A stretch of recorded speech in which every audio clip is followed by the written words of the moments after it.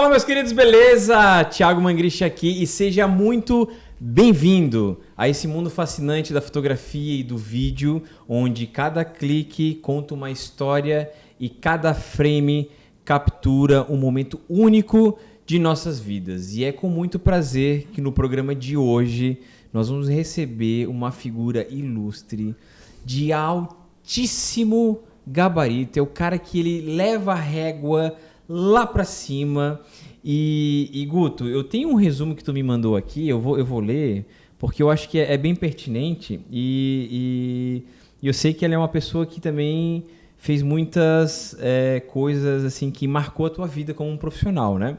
Mas ele tem mais de 20 anos na atuação, né, em frente, né, do marketing e de vendas, fiscais, online, e-commerce, omnichannel, marketplace, CRM e B2B, implantação de gestão de redes de franquias, atuação em projetos de CRM na estratégia de marketing e vendas em grandes companhias nacionais, promovendo negócios e realizando negociações de grandes projetos, entre elas, olha só, Labella Máfia, Mormai, Rockefeller, Porto Belo Shop, Fast Shop, Panasonic, GM, Chevrolet, Bosch, Yamaha, Johnson & Johnson, Samsung, Nestlé. Cara, a lista não acaba, Guto. E assim, o cara teve participação efetiva desde o planejamento estratégico de startup, de operação e gestão de negócios. Visão de processo bastante aprofundada e visão de negócio abrangente, o que permitiu ao longo da sua carreira estabelecer modelos de fluxos de processos específicos junto a empresas em benefício de seus respectivos clientes. Cara, eu cansei. Rapaz, eu acho que foi a introdução maior que eu... Já acabou o podcast? É isso? Não, porque... não, tem. Né? Tem. E aí, Guto, quem que é esse cara, mano? Me fala um pouquinho aí, por favor. Ô, Thiago, o nosso convidado, quase saiu a palavra dele. Quase, bateu na trave. Mas é o seguinte, esse profissional, ele tem todo esse currículo maravilhoso, né? Tem toda essa história, tem uma bagagem enorme pela frente, mas é um ser humano incrível. Cara, isso é verdade. Isso que faz toda a diferença no que a gente vai presenciar nesse podcast. É o Fernando Castelã. Grande Fernando! Irmão, que isso? Cara. Eu tô emocionado com essa introdução. Imagina, caramba. Pelo amor de Deus, a gente fica até assim... Cara, lisonjeado realmente por essa oportunidade, né, de ter esse teu tempo à disposição da gente aqui para a gente falar sobre negócio, vida, fotografia e etc. E esse gabarito todo aí, cara, e poxa, obrigado, cara. Eu sei que tua vida é bem corrida, tu tá sempre em função de projetos, etc. Que a gente já viu que são projetos grandes, né?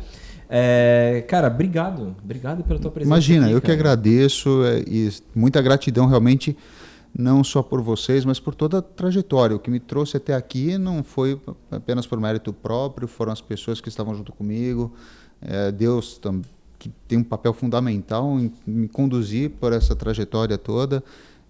Não posso deixar de mencionar realmente a minha gratidão ao meu passado que me trouxe até aqui e pretendo, com esses valores que carrego até agora, que posso me levar adiante por mais outros projetos aí, rodeado de pessoas fantásticas como vocês, né? Cara, Thiago, essa câmera aqui, ela é toda tua, a gente vai falar quem tu é, de onde é que tu veio, um resumo, porque eu já fiz um TCC agora aqui, mas fala um pouquinho quem que é o Fernando. Claro, falo sim. Para quem ainda não te conhece. Bom, eu sou formado em publicidade e propaganda lá na década de 90, ou seja, século passado, né? Mas tenho uma família, sou casado, tenho uma filha de 16 anos, a Raquel, minha esposa a Luciana, sou pai de 2 cachorrinhas também, a Molly e a Zoe. O pai de pet. Pai de pet também. Mas eu te digo que minha carreira toda, meu sonho de infância já era trabalhar com publicidade e propaganda. Pensava em trabalhar com produção publicitária mesmo, produção de vídeo, comerciais e tal. Claro que a carreira vai nos moldando, levando por outros caminhos. Então hoje eu não me dedico exclusivamente a isso, mas tive a oportunidade de trabalhar em grandes empresas e atender grandes clientes que me proporcionaram realmente experiências bem interessantes com relação não só à produção publicitária, mas toda a parte estratégica de marketing, sim, dessas companhias, né? Não vou me alongar muito aqui, já passou aí por algumas das empresas e alguns dos clientes que eu atendi, mas dizer para vocês que eu sou assim, bastante teimoso naquilo que eu quero fazer, né? E isso que faz com que eu entregue com qualidade, busque sempre um aperfeiçoamento e a excelência daquele trabalho que eu estou tentando desempenhar para as empresas, né? Cara, olha só o nível desse episódio, desse podcast. Fernando Castelão, cara de altíssimo gabarito, que a gente já mencionou aqui, mas ele é um cara de um coração, cara, assim, ó, gigantesco, né? Sempre preocupado na equipe, sempre preocupado em entregar o melhor, né, para as pessoas. E por isso que o podcast aqui da Fotografia Exponencial, ele tem esse objetivo de convidar pessoas que têm bagagem, que têm algo de interessante para nos ajudar a entender mercado, a entender seu posicionamento. E no episódio de hoje a gente vai falar muito sobre isso, sobre o marketing, sobre a estratégia, sobre toda aquela estrutura que fica por detrás, que todo mundo só acha que é só colocar uma foto e pronto. Mas, cara, existe uma arquitetura, existe um planejamento, existe uma estratégia que poucos conseguem ter essa visão. E eu queria começar falando dessa tua trajetória. Como que tu começou, de onde que tu percebeu que, cara, esse daqui é o viés que eu quero para minha vida, sabe? Eu quero seguir por esse rumo. Vamos falar um pouquinho dessa tua trajetória, esse início de carreira. Poxa, quando você tem uma formação, começa a olhar para o mercado e falar o que você quer ser, é um período muito complexo. Não é fácil você saber o que você quer fazer da vida. E eu fiz minha primeira faculdade, entrei indo para o direito. Minha família toda é do direito. Cara? Pô, eu fiz direito até a 5ª fase. Com aquele objetivo, né, de satisfazer o meu pai. Porque eu não estava muito... cara, terminei a faculdade, terminei o terceirão e tal, fiquei aquele ano sabático, né, porque o cara com 18 anos, 17 anos precisa de um ano sabático para entender a vida, alguns conceitos. Disse, cara, eu não vou seguir agora numa academia. E aí o meu pai falou assim, cara, agora tá na hora de fazer alguma faculdade. Só que o meu pai, na época, ele já estava estudando, estava cursando, porque era um desejo, era um sonho que ele tinha de Mangriche, Advocacia e Consultoria. Olha que o nome ia ser bonito, né? Mas ele simplesmente trancou a faculdade para eu fazer a faculdade de Direito. Fiz até a 5ª fase e falei, pai... Não dá mais, não é isso que eu quero. E não sei como é que foi no teu caso. Ele ficou mais cedo. Irritadíssimo comigo. Não, o meu foi mais cedo. No primeiro ano ali da faculdade, nos 2 semestres, eu já percebi que não era aquilo que eu queria realmente. E é estranho porque na juventude, ainda um pouco mais cedo, falava assim, um dia, quem sabe, vou fazer publicidade e propaganda como um hobby. Sabe? Eu acho que é um negócio legal, mas talvez não me dê o sustento, não me dê financeiramente o que eu preciso para minha vida.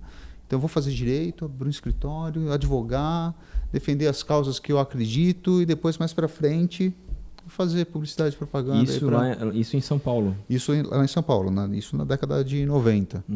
E aí eu fui fazer direito em 96 foi o meu primeiro ano de direito. Eu saí do colegial, prestei vários vestibulares, passei em faculdade de direito que eu queria, na cidade onde eu morava, lá em São Bernardo do Campo. Comecei a fazer a faculdade e me dei com um tiro de guerra, foi 94 isso. E aí no final do ano, falei, não, vou largar tudo, vou prestar vou para outra faculdade. Isso aí não vai dar certo. E faz pouco tempo atrás aí, peguei e consegui recuperar alguns materiais da época da faculdade de Direito. E aí eu olhei o material assim e falei, cara, eu não tinha que estar lá mesmo. Era um monte de logotipo desenhado nos cadernos, nas marcas ali. Era pro cara escrever uma jurisprudência, alguma coisa ali, algum artigo, e tava só as logos do direito. Tava os logos, tava as viagens lá, slogan de produto. Eu falo, cara, realmente não tinha que estar ali. Sim. E aí fui fazer publicidade e propaganda. Cinema foi um negócio que sempre me interessou muito, eu sempre fui aficionado pela história do cinema, buscar informações, referências de diretores, atores. A área da fotografia sempre me interessou muito mesmo, e buscando entender um pouco do que estava por trás daquilo. Então a faculdade de publicidade e propaganda eu fiz de uma forma bastante natural também. Né? Tinha muito conceito, mas como eu gostava daquilo, não tive dificuldade em passar pela faculdade. Fiz meu TCC com uma certa facilidade. Tem histórias bem interessantes ali com relação ao TCC também, mas eu sei que não é o nosso objetivo aqui ficar contando muita historinha aí. Mas depois da faculdade de Direito já comecei a querer criar a minha própria agência de publicidade lá no litoral de São Paulo. Aí acabei ficando 1 ano e pouco com a agência. Trabalhei também em produção gráfica, fiz estágio em gráfica, lá em trabalhar com fotolito, a quadricromia, que a gente era o que fazia a produção gráfica acontecer na época mesmo. Hoje em dia totalmente digitalizado, é outro processo de produção totalmente diferente, né? Mudou muito, né? Muito, evoluiu bastante realmente. Peguei o início das câmeras digitais e tal, essa revolução. Pegou bem essa transição do analógico e já o digital e todo esse processo. Da revelação de filme para algo que hoje é meio difícil de explicar para a molecada. Hoje tu só vê isso em escola fotográfica que é especializada para falar da história da fotografia, porque senão tu não encontra, tu não vê mais nada disso daí. E imagina, naquela época a gente estava passando por uma transição que eu tinha que pegar uma fotografia, revelar, para escanear, para subir num site. Caramba. E hoje você tirou a fotografia, já está lá publicada online, né? Sim. Ou a filmagem, enfim.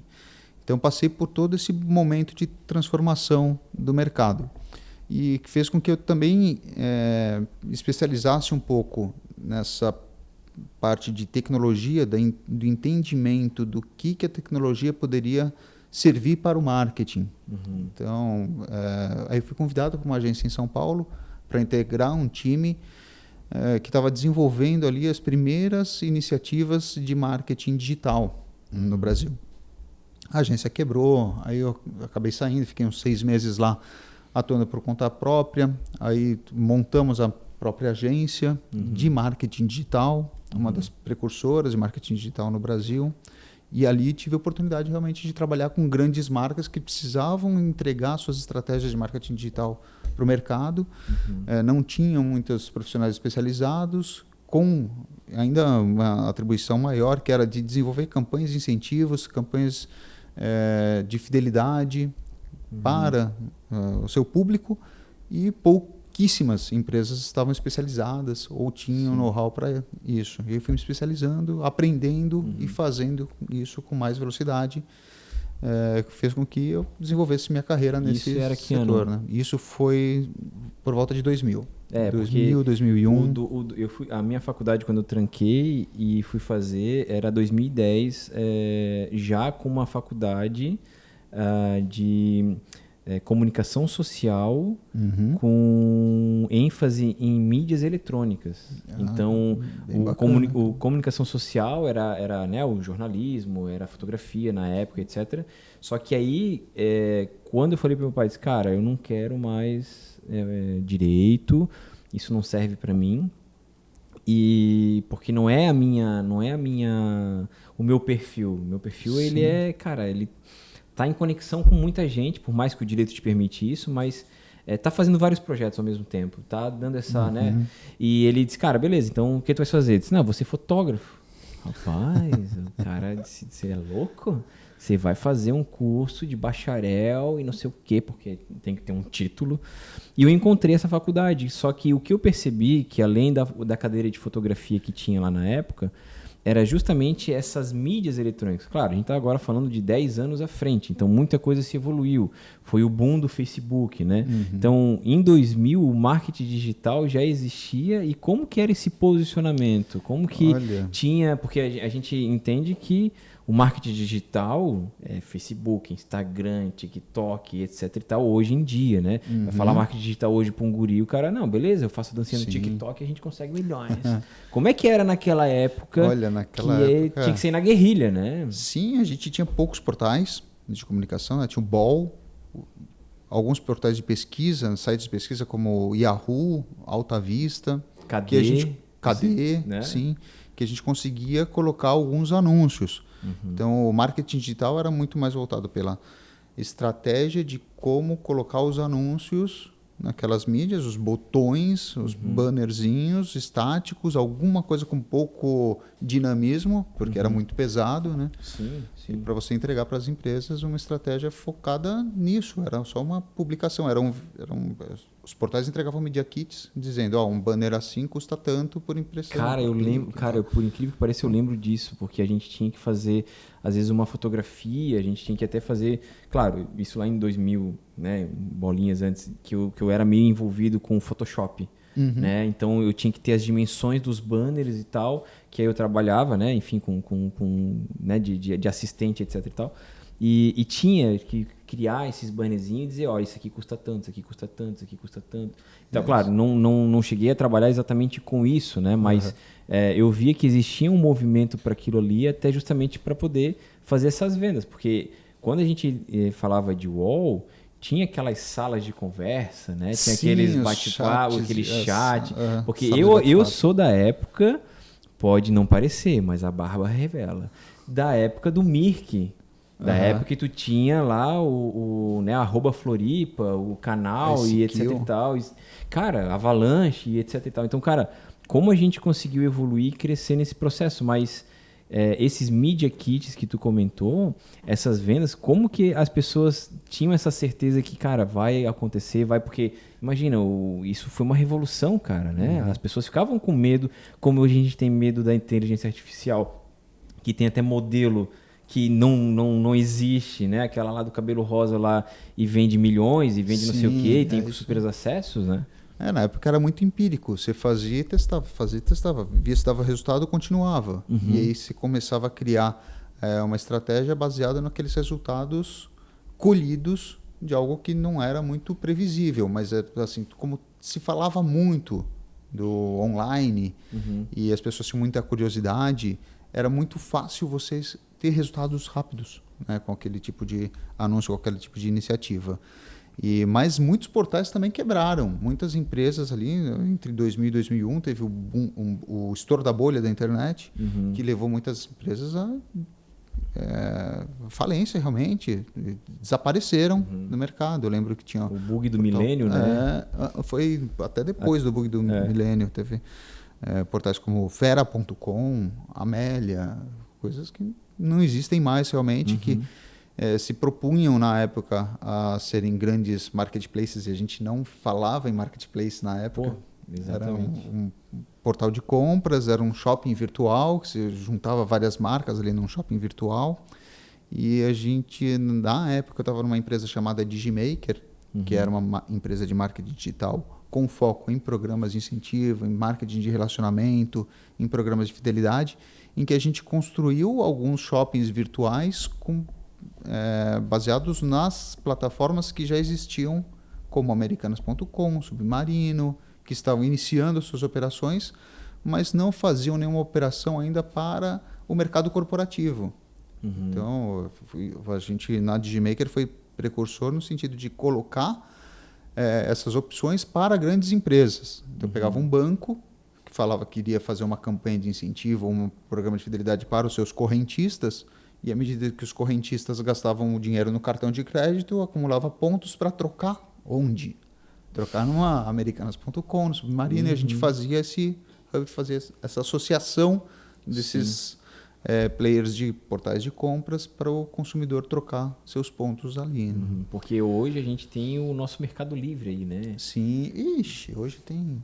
Cara, Amazon, tem muita, né? A Amazon, etc e tal. Então, como que tu vê... claro, tudo bem que hoje tu tem aquela compra rápida, né? De tipo, já tá o cartão cadastrado e só um clique você já recebe, aí tem o full que chega amanhã. Irmão, é um troço que tu fica assim, cara, não, eu tenho que comprar porque é muito rápido, me ajuda muito.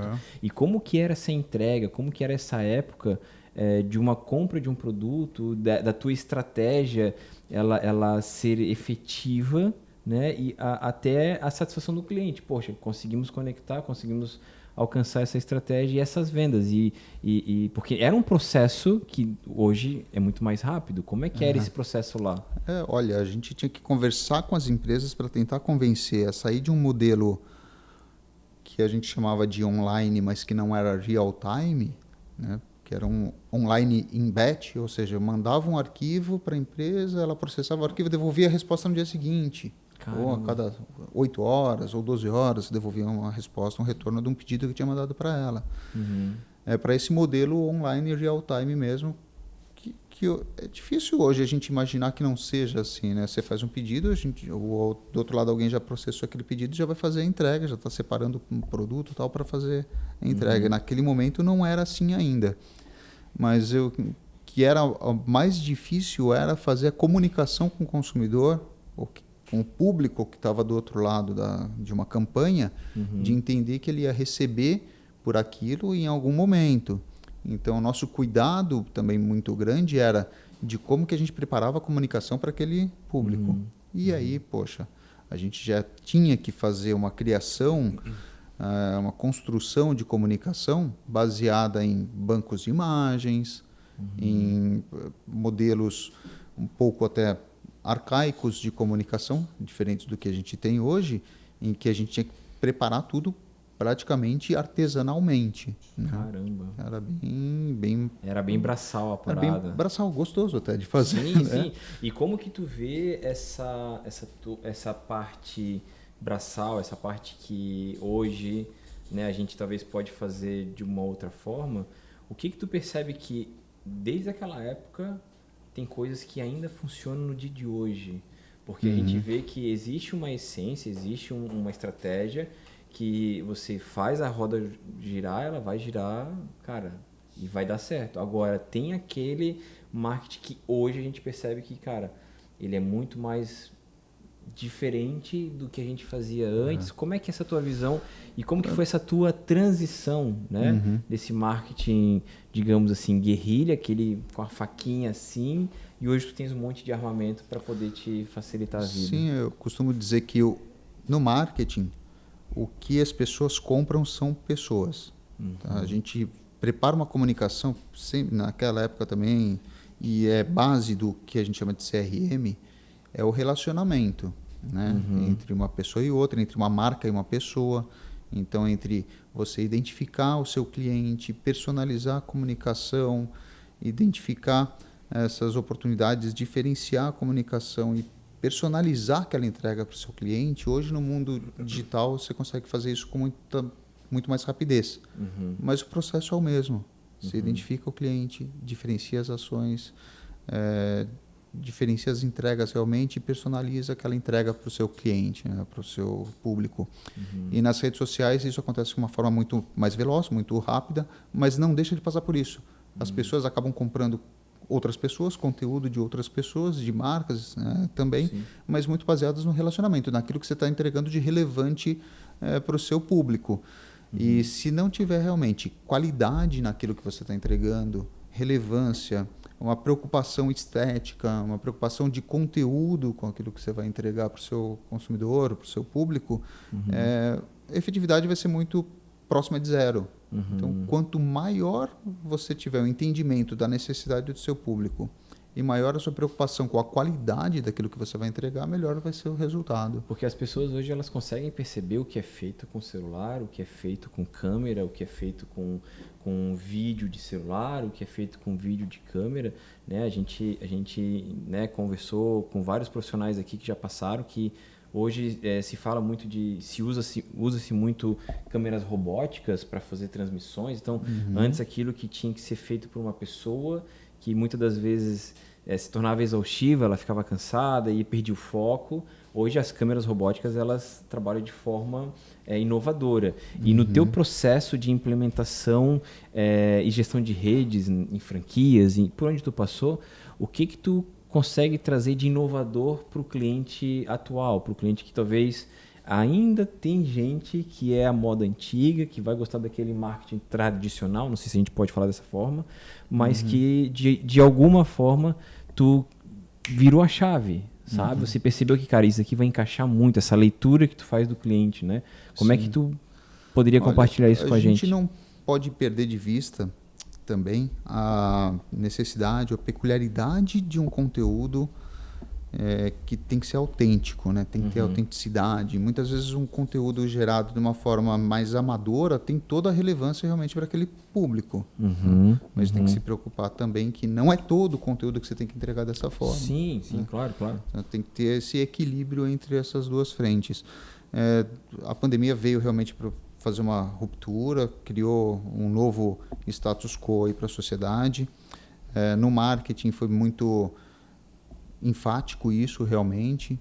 As empresas deixaram de fazer ou de se preocupar em conteúdos tão, como posso dizer,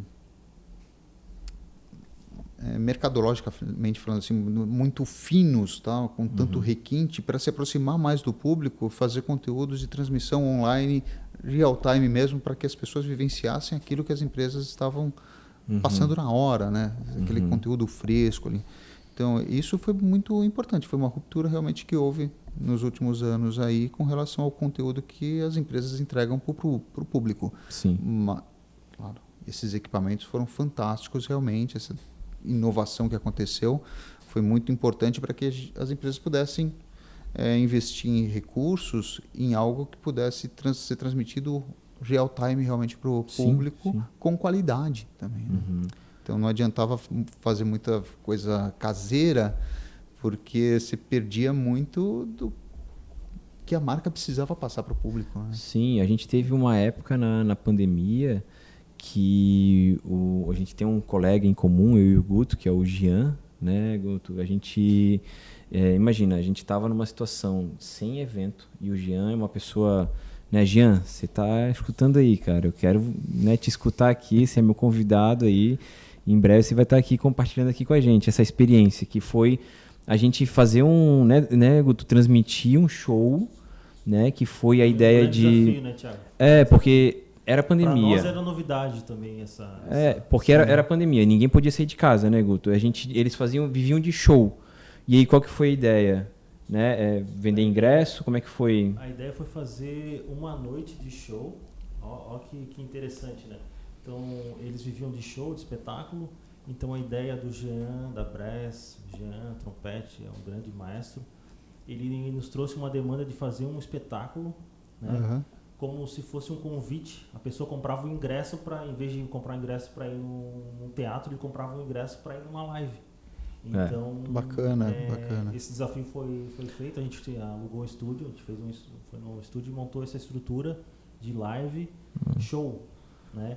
Então a pessoa comprava o ingresso e recebia um link e acessava o espetáculo. Porque do trompete eu lembrei dele, cara. O Jean do trompete. O Jean do trompete, exato. Que bacana, porque assim, como a gente não podia sair de casa, você não podia ir num barzinho ali ou em algum espetáculo ou qualquer coisa do tipo, cara, teve essa sacada, né?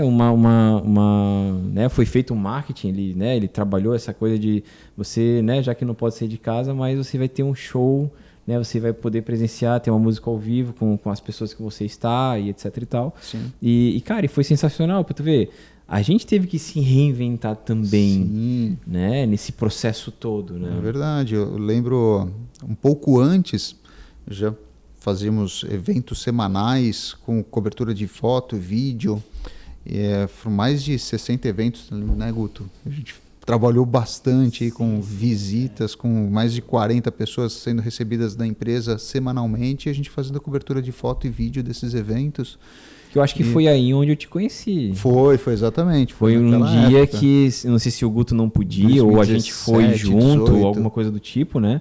Foi alguma data que eu não podia ir que o Thiago foi substituir e conheceu o Fernando. Exatamente. Pô, e a maestria de reger toda aquela galera ali, porque, né, lidar com pessoas requer mais do que uma estratégia de marketing, né? Sim, e atenção a todos os detalhes o tempo todo, né? Se o áudio estava captando, se a imagem estava sendo registrada corretamente, todos os outros detalhes, né? O cerimonial, a alimentação e o próximo palestrante que vinha para receber o pessoal. Então, era bastante complexo o processo ali, né? E a gente fazendo praticamente sozinho.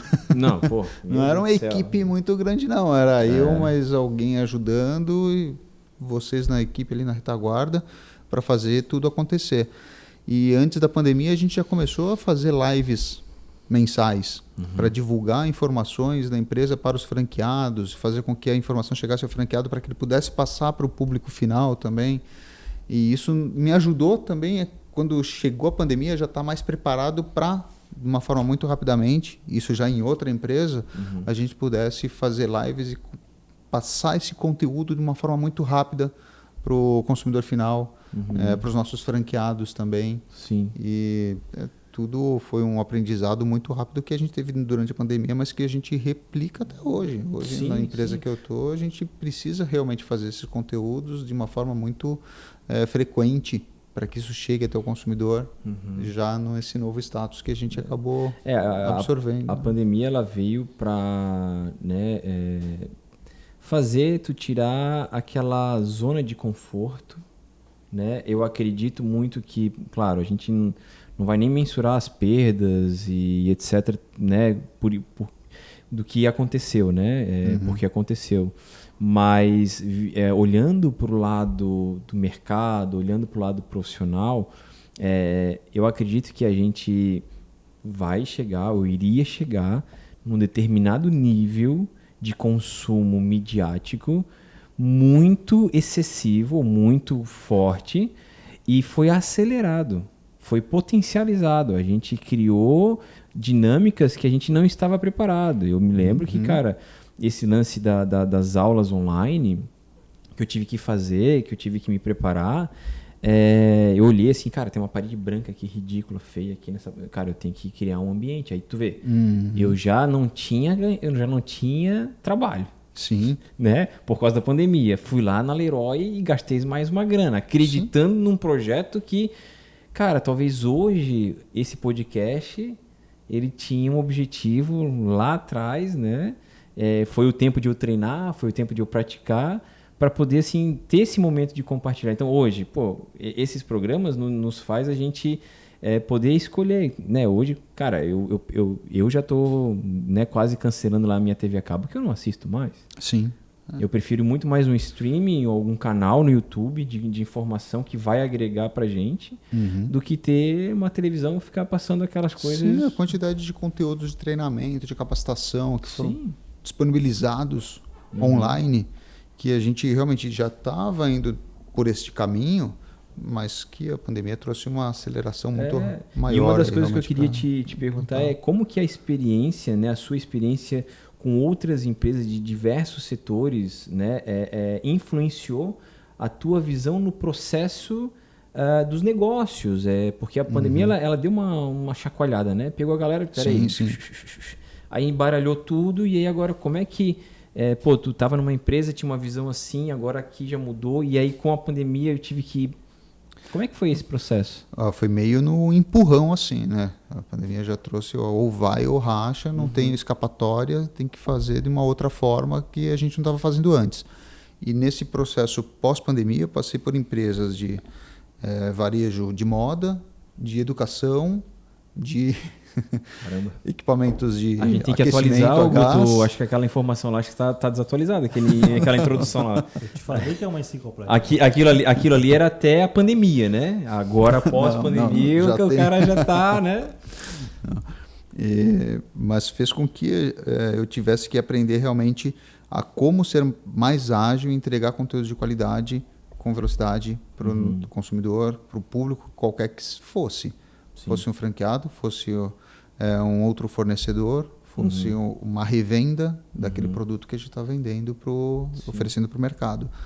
Fez com que eu aprendesse, de certa forma, como eu posso explorar mais os meios de comunicação, principalmente as redes sociais, para entregar o mesmo conteúdo que antigamente eu estava entregando através de um e-mail, ou através de um anúncio, num Google, enfim, qualquer que fosse a plataforma de mídia digital. Hoje eu entrego muito mais rapidamente através das redes sociais, e o desafio é como impulsionar isso, como gerar mais engajamento com esse conteúdo que a gente está fornecendo nessas mídias. Porque eu lembro na época que eu trabalhava com o Anderson Miranda, que era um grande fotógrafo, e sempre trabalhei assim, visando essas referências, né, e olhando os posicionamentos. Cara, naquela época existia uma revista, Inesquecível Casamento, se não me engano, ou era... Não sei se era bem esse o nome. Cara, ele chegou a pagar R$7.000 na capa, acho que era do meio, assim, que abria 2 páginas, sabe? Sim, sim. E eu disse, mano, R$7.000 hoje no Google, a gente faz um estrago, tá ligado? Cara, como que mudou, como que o impresso, ele cada vez mais, eu vejo ele, não é defasado, mas tu acaba não consumindo tanto, pelo menos no meu ponto de vista, né? Sim. E de repente o digital ele deu esse boom. E aí como é que a gente vê todo esse processo nessa gestão de marketing que tu tá comentando com a gente, e o cliente entender isso, entender essa valia, porque antes tu pelo menos tem R$7.000 aqui na minha mão, né? Sim. Tipo, tem vários exemplares, acho que ele era Rio de Janeiro, Paraná, e Santa Catarina, ou Rio Grande do Sul, alguma coisa do tipo. Tinha uma tiragem enorme. Só que, cara, hoje a gente alcança o mundo. Né? Sim. Como é que é a visão do cliente para esse tipo de investimento? Porque às vezes tu monta uma estratégia, tu cria toda uma estrutura e o cara não quer colocar uma grana. Depende muito dos objetivos estratégicos da companhia. Tem alguns objetivos mais táticos, operacionais. Se você precisa entregar algo que vai ser perene para sua marca, posicionar bem aquela marca num determinado segmento, ainda as mídias impressas são importantes. Não dá para abrir mão totalmente. Sim. Muitas acabaram deixando de existir mesmo. Muitas revistas deixaram de existir, muitos jornais, muitos periódicos não existem mais. Foram substituídos pelo conteúdo que são entregues online. Mas ainda assim, quando você monta uma estratégia de comunicação para a empresa, é importante identificar todas as possibilidades. Claro que você não vai fazer o seu investimento em todas, mas identificar quais são mais apropriadas para aquele objetivo. Até para ter esse retorno que é esperado, né? Sim. De uma venda de um produto, ou alcançar o número de pessoas para conhecerem o teu produto, conhecerem o teu negócio. Né? Então temos objetivos institucionais, tem objetivos mais comerciais, objetivos de curto prazo realmente, que você precisa ter uma mídia mais ágil, mais rápida, mais veloz para aquela entrega que você precisa. Agora, quando você fala de posicionamento de marca, de branding, muitas vezes o veículo impresso é importante para dar essa sustentação por uma periodicidade maior. Né? Então, a gente sempre fala de revista de segmentos específicos. Uma revista de bordo, por exemplo,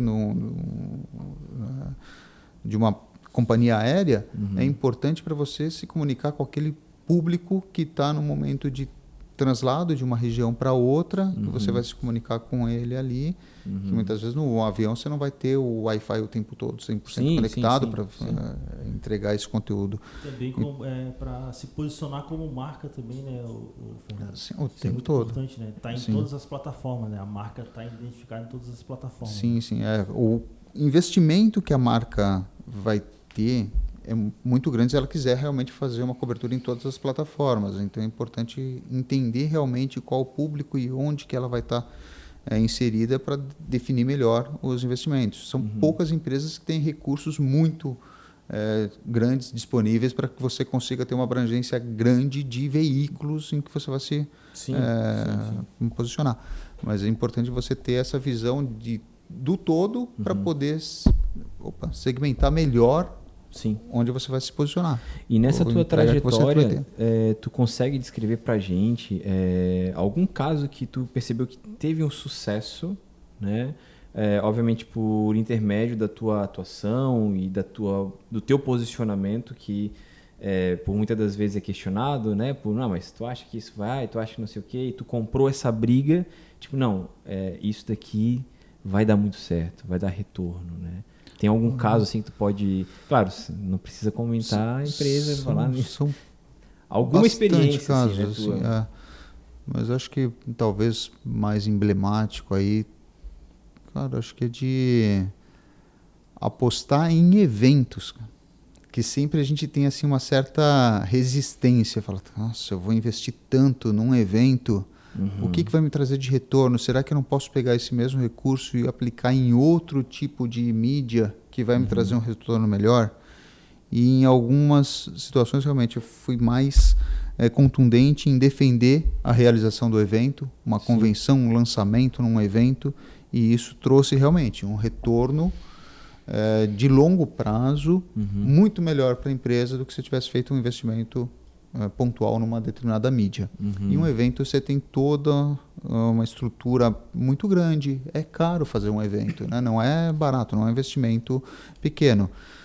Mas tudo que você faz durante aquele evento, você consegue ter uma repercussão por um período maior, inclusive. Então, vamos supor, uma feira. Não é somente no momento da feira que você vai ter o resultado daquela feira. É algo que se perpetua. Sim. Não, tem toda a parte de captação de conteúdo, de filmagens mesmo, de vídeos que você faz ali no evento que você pode usar em materiais de comunicação pós-evento. Toda a parte de assessoria de imprensa que você cria durante o evento, que você usa pós o evento também. Sim. Então, os eventos eu acho que são grandes aliados do marketing para que você consiga ter um retorno de um período maior do que propriamente da realização daquele evento. Eu lembro que na época que a gente não tinha-se os workshops, etc. A gente ia, aprendia, cara, nossa, era bastante informação e tudo mais. Aí quando veio a pandemia, e vamos para online, vamos fazer as mentorias online, vamos fazer aquele material. E aí volta e meia eu faço uma enquete, cara, e aí, vamos fazer uma mentoria, vou abrir um grupo aqui no Zoom e etc e tal, ou vocês preferem um workshop? Cara, a galera disse, não, vamos no workshop, porque aí eu preciso ver pessoas, eu preciso tocar nas pessoas, eu preciso... Aquilo que tu falou antes, né? Eu acho que o conectar com pessoas, estar com pessoas, né? Se relacionar, ela é o fundamento para um bom negócio, né? Sim, gerar experiências, né? A experiência é algo marcante, vai ter um recall, uma capacidade de marcar aquele momento por mais tempo na mente do consumidor. Né? A gente fala muito em recall de marca e tal, a gente fala, né, quando a gente fala de evento, a gente está falando disso mesmo. É aquilo que marca a pessoa, marca aquela comunidade que participou daquele evento, e quem não participou também pelo desejo de estar presente, de se sentir participando do evento a partir de uma cobertura online que você fez daquele evento, ou do material que você mandou pós-evento para o seu público. Então, os eventos realmente têm uma capacidade de entrega muito grande, muito maior do que o próprio evento. Cara, eu fui num evento uma vez para fotografar, era um brand de uma marca de tecidos, etc e tal. E o que me fascinou, cara, e não é meu segmento, mano, eu tava lá para fotografar e tal, mas o que me impactou foi uma mulher com um sprayzinho aqui, um leque aqui. Irmão, ela, assim, ó, parece que ela fez um esquema que hipnotizou todo mundo com aquele cheiro, com aquele aroma, que aquilo disse, mano, isso é muito bom. E aí tu começava a associar a marca. Sim. Ao produto. Pode dizer, cara, tô aqui, meu Deus, espero que você não reconheça essa história, ok? Porque a marca poderia até não ser tão boa assim. Né? Porque não era conhecida, etc e tal. Mas, cara, marcante a estratégia do marketing, né? A carta na manga, para trazer aquela experiência, né? Proporcionar aquela experiência e aquele aroma e, cara, e tu, mano, isso é sensacional, onde é que eu compro essas roupas? Sim, tá ligado? Será que vem com esse perfume? Vem com, né? E nesses teus planejamentos desses eventos todos, assim, qual foi o que te marcou, que tu viu assim, cara, isso teve uma recepção tão boa, né? As pessoas falaram tão bem que eu vou ter que replicar isso agora, talvez. Aí tu tem que me dizer se é possível replicar isso numa outra empresa, numa outra estratégia. Se essa mesma estratégia a gente pode replicar em outros... Olha, foi um lançamento de uma unidade de negócios de uma grande empresa lá de São Paulo, que realmente a gente estava discutindo. Vou gastar, na época, não sei se eram 200, 300, 400 mil reais no evento lá, ou se eu vou fazer alguma outra estratégia para me aproximar dos meus parceiros comerciais e conseguir fazer a venda dos nossos produtos através dos nossos parceiros. E a gente tinha certeza de que o evento teria uma repercussão melhor. Até hoje, todo mundo que participou daquele evento comenta realmente daquele momento porque ninguém fazia evento para aquele segmento de empresas naquele momento, né? Era uma empresa que vendia eletrônicos, querendo se aproximar de agências de marketing. Eu falo, pô, mas o que uma empresa que vende eletrônicos vai querer com agências de publicidade e propaganda? É porque as agências tinham as contas das grandes empresas que iriam comprar os produtos e serviços dessas empresas de varejo, né? Então a gente conseguiu realmente naquele momento, com ações de ativação no próprio evento mesmo, se aproximar das agências, criar um relacionamento com essas agências e a partir daí abrir as portas dessas agências para um relacionamento direto do varejo com as marcas que estavam presentes nas agências. Né? Então foi muito importante, foi muito legal. A gente fez aqueles pisos com projeção de informação de imagens de produtos, serviços ali. Então as pessoas pisavam no piso, o piso reagia conforme o movimento das pessoas naquele evento ali. E na época não tinha Instagram, não tinha Facebook, não tinha realmente elementos que a gente pudesse chamar hoje de uma área instagramável. Mas era algo que fazia com que as empresas se impactassem com aquele momento, com aquela estrutura que estava montada ali para atendê-las naquele momento. E repercutiu muito bem. A gente botou também uma cabine de foto que se fazia um álbum animado naquele momento, né? Então, você entrava na cabine, o pessoal começava a fazer alguns movimentos, a cabine fotografava aquilo em vários frames, imprimia na hora, você saía do evento já com aquele bloquinho que você mexia como se fosse aquelas folhinhas de animação, né? E você via você em movimento naquele bloquinho que a gente produzia ali na hora. Então foi bem marcante, bem bacana. Cara, eu imagino assim, ó, eu tenho a síndrome do pensamento acelerado. Eu só vou ter as criatividades, assim, os insights, até para o meu posicionamento como marca, produto e serviço que eu faço, quando eu vou deitar a minha cabeça para dormir. E aí meu cabeça... Eu tenho que fazer isso, tenho que fazer... Cara, quando eu deito a cabeça, eu levo ainda pelo menos uns 30, 40 minutos para desligar o meu cérebro em algum lugar. Sim. Porque ainda tem a minha pequena, que eu tenho que dar aquela atenção, tá? Vamos botar para dormir, fica naquele negócio... E a cabeça fica fervendo. Sim. Como que é a cabeça, né, de uma pessoa que tem que pensar o tempo todo numa estratégia, pensar, e não é só para si próprio, né? Não para mesmo. Não para. Como é que tu consegue ter esse equilíbrio? Família, ainda mais tu tens, né, os teus pets, tem a tua filha, né? Tua esposa... pensar numa estratégia de outra empresa que é para né? Como é que tu faz para coordenar tudo isso daí, cara? É difícil. E as inspirações, é bem difícil. Um alcoólatra não deixa de ser alcoólatra, né? Um workaholic também, a mesma coisa. Eu já fui workaholic. Eu não digo, eu sou um workaholic, mas eu me controlo para não levar o trabalho para casa. O problema é que a cabeça da gente não para. Muitas vezes eu estou em casa e a esposa fala, não está prestando atenção. Realmente, a cabeça está lá no cara que falou isso na reunião hoje durante o dia e eu estou pensando numa estratégia para atender a uma demanda do mercado no dia seguinte, que eu vou fazer de ação de comunicação, mas é o cérebro da gente. A gente muitas vezes é incontrolável isso. E realmente, para dormir, demoro horas. Eu vou dormir 1 ou 2 horas da manhã todo dia. Pensei quando estava sozinho.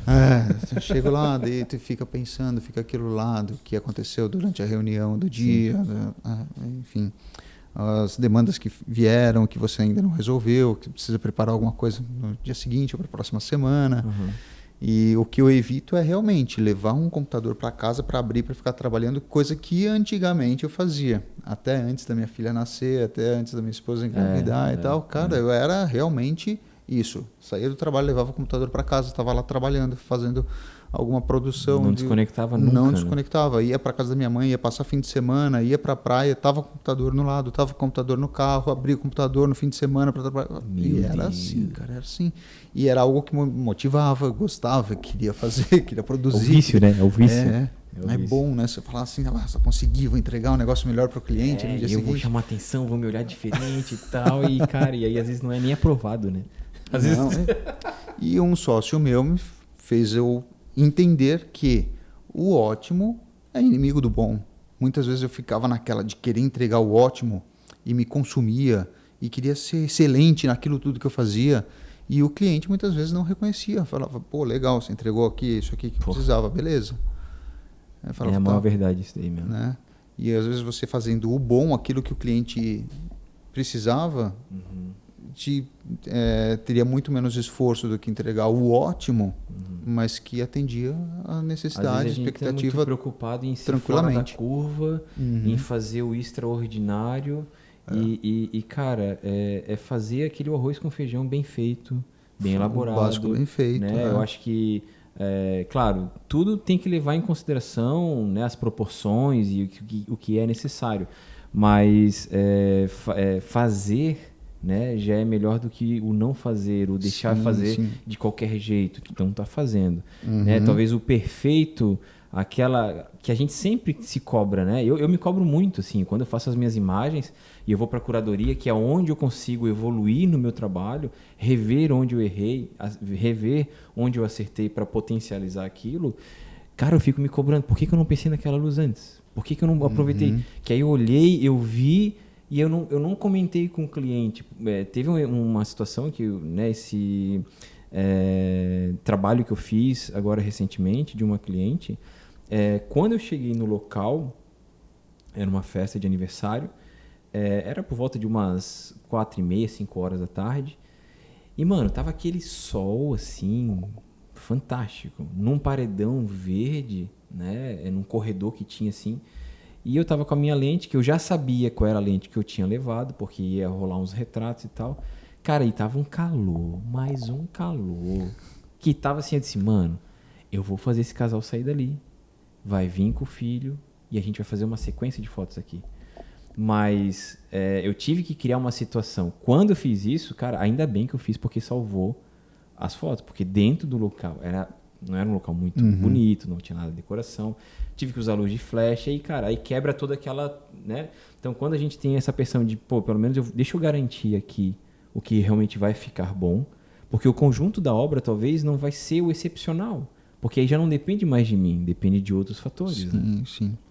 Agora, o que deixo realmente de recado aí é que a excelência precisa ser buscada, mas como tem uma frase, vou fazer uma citação aí do Mário Sérgio Cortella, que ele fala que fazer o excelente, né, buscar o excelente é fazer o melhor que você pode nas condições que você tem, com as ferramentas que você tem naquele momento, até que você tenha condições melhores, ferramentas melhores para fazer melhor ainda. Então, o que às vezes eu fazia era buscar fazer praticamente o impossível, sabe? Fazer melhor do que eu podia com as ferramentas que eu tinha. E isso é meio que uma loucura, uma insanidade. Claro. Então, isso que realmente a gente tem que evitar. É fazer o melhor dentro daquele tempo que você tem, com a ferramenta que você tem. Fazer mais do que aquilo, você vai prejudicar você mesmo. Você não vai estar entregando mais e melhor. Você vai entregar mais do que o cliente quer por um preço que você não vai cobrar por aquilo. Meio burrice, né, gente? Então... vamos fazer aquilo que a gente pode fazer, o melhor que a gente consegue fazer nas condições que a gente tem para aquilo. E a condição tem um período de tempo dedicado para aquilo, tem as ferramentas que você tem para fazer aquilo, não precisa ir além disso. Sim. Então, a excelência está em realmente buscar a melhor fotografia dentro daquele trabalho, dentro daquele tempo que você tem para fazer aquilo, melhor ângulo, a melhor exposição dentro daquilo que você tem disponível para fazer. Que tem no momento ali. É isso aí. Cara, Fernando, mano, Guto, eu consegui sobreviver aqui, cara, porque assim, ó, eu já acabou as perguntas aqui. Eu tava, né, até esse cara, o cara tem um gabarito tão grande, mano. A gente conseguiu aproveitar aí, cara. É muita história, né, Thiago? Pô, muita história. Mano. Mas eu gostaria que ele contasse a história aqui, como a gente se conheceu, né? Acho que o Fernando se conheceu através de uma empresa que a gente presta serviço. O Fernando fazia parte dessa empresa e aí ele tinha recém chegado em Florianópolis. Sim. Acho que foge um pouco do contexto aqui, mas vai fechar com chave de ouro aqui esse podcast. Vamos ver. Eu fiz um convite para ele. O Fernando tinha mal chego aqui em Floripa também. Nós somos forasteiros, né, o Fernando? Forasteiro. Somos Rauli. Somos Rauli. E eu fiz o convite para o Fernando e eu gostaria que ele contasse um pouquinho essa experiência. Sim, a gente foi um dos primeiros eventos que eu fiz na empresa que tinha me contratado para vir para Santa Catarina. Né? E ali eu já não tinha contato com ninguém, estava recém-chegado na empresa, tendo que fazer um evento para mais de 40 pessoas dentro de uma fábrica, organizando tudo, tendo que fazer o Guto fazendo cobertura de foto e filmagem ali. E aí eu sabia que o Guto ia voltar para Florianópolis, já não tinha mais ninguém lá na sede da empresa que ia voltar para cá, e pedi uma carona para o Guto. Falei, Guto, você não dá uma carona para mim, você vai voltar lá para Floripa? Ele falou, vou sim, mas antes eu preciso passar na casa dos meus pais, aí você se importa de ir comigo? Eu não ia recusar, né? Eu falo para o cara, não, vai sozinho que eu não vou lá para... Não, me deixa em Floripa e depois volta para os seus pais. E, cara, a receptividade foi fantástica. Sim, pessoas maravilhosas, cara, me receberam assim, o Guto já é uma pessoa realmente diferenciada. Sim. Te abraça, te envolve. Teve uma empatia muito forte realmente com o Guto ali. E já, né, quando eu conheci a mãe dele, já me ofereceu um refrigerante lá, estava fazendo uma comida, já estava me oferecendo tudo que... Cara, me senti realmente... como filho, cara. Acolhido. Muito acolhido, e foi algo que fez com que me aproximasse ainda mais dele, me cativou ainda mais, fez com que a gente tivesse um relacionamento que a gente tem até agora, não só profissionalmente, é um amigo mesmo, alguém que eu guardo no coração realmente por conta dessa figura que ele é. Né? Fernando, cara, muito obrigado, irmão. Você é um mestre, cara. Por isso que meu pai sempre fala assim, Thiago, esteja sempre perto de um mestre, porque ali há sabedoria e ele vai te compartilhar muitas coisas boas. Cara, imagina, né? Você foi fantástico aqui. Essa é a parte Pessoal, 1, né? Essa é a não acredita em nada disso aqui. Sou uma pessoa simples, mortal, como todos os outros aqui. Eu que fico muito lisonjeado pelas palavras e por conhecer essas pessoas fantásticas que Deus me deu a oportunidade de conhecer. Gente, esse foi mais um episódio, mais um programa aqui do nosso podcast da Fotografia Exponencial, onde a gente... traz pessoas interessantes, pessoas com bagagem, pessoas que vão colaborar para o nosso mercado e principalmente para os nossos negócios. Então, espero que você tenha curtido, né, esse episódio, dá o seu like, ativa o sininho, faz os seus comentários que a gente vai responder aqui e é óbvio que eu te vejo na próxima.